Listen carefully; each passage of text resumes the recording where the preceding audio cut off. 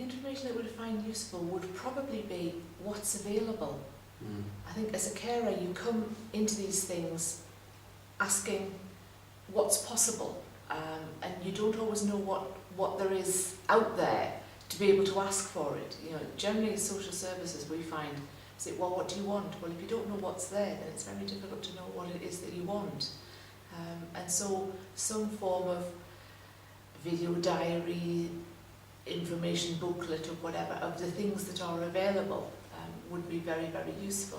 Recently we had the transitions team out, and one of the things that they were talking about was all the different types of places that people could go and live.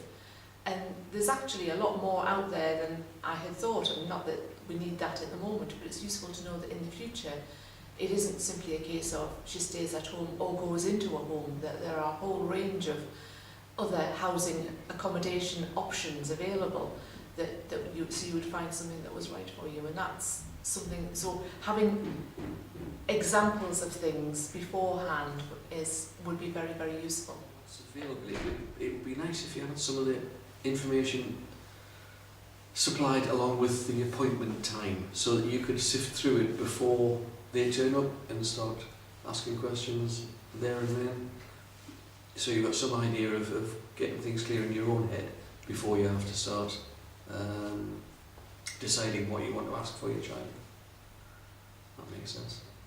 And I think also something to relate it to was during the assessment when they're coming along, so that it's a two-way process. So it's not always this is what you want and they're trying to find out information, but they're also telling you something about the scheme or the system or whatever it is that is available to you and what's liable to be happening, so that you're not just always left in the dark and things. So you've sometimes got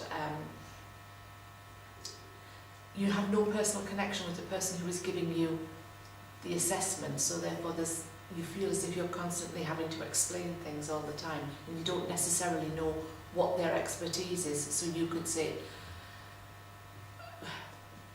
she's got spastic paraplegia, they've got no idea what that is and how it will affect her, so they might be asking questions that don't do that. So if they had some form of knowledge beforehand, then that would be helpful as well, and you wouldn't feel as if you're constantly having to explain things. Oh, definitely. I mean, different places to go to.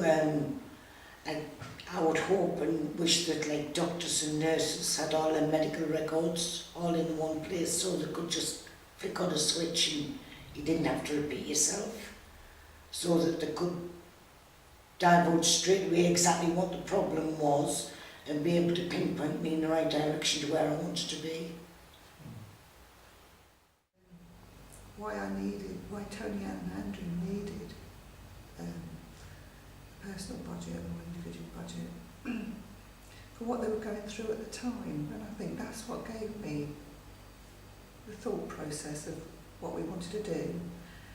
So it was life itself, really. You know, Andrew was leaving college. Tony was at the day centre. She left school, she was at the day centre. She didn't enjoy the day centre. It wasn't for her. She tried it quite a few years and didn't enjoy it, or outgrown it. Andrew was leaving college and he tried for one day at a time, just one day a week at the day centre. That wasn't for him either. So it was.